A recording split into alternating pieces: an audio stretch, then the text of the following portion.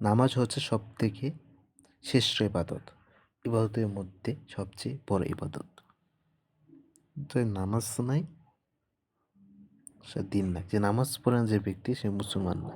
মুসলমানের ভিতরে নামাজ, ভিতরের মুসলিমের মধ্যে পার্থক্য নামাজ। নামাজ যে আদায় করে তার 10টি ক্ষতি হয়। 1 নম্বর আল্লাহ তাআলার হুকুম অমান্য করা হয়। 2 নম্বর আল্লাহ তাআলা তার কাছে বরকত কমিয়ে দেয়। 3 নম্বর গুনাহ করতে মন সাহস পায়, অর্থাৎ গুনাহকে গুনাহ মনে করে না। 4 নম্বর অন্তরে অশান্তি বাসা বাঁধে। 5 নাম্বার দোয়া কবুল হয় না। 6 নাম্বার মৃত্যুর সময় কষ্ট হয়। 7 নাম্বার কবরে আযাব হবে। 8 নাম্বার নামাজের প্রশ্ন হাসরের ময়দানে করা হবে, সেই প্রশ্নে ব্যর্থ হবে। 10 নাম্বার জান্নাত থেকে দূরে চলে যাবে,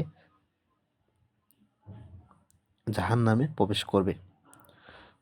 অর্থাৎ নামাজ সলাতু মিফতাহুল জান্নাহ, অর্থাৎ নামাজ মানুষকে জান্নাতে পৌঁছে দেয়।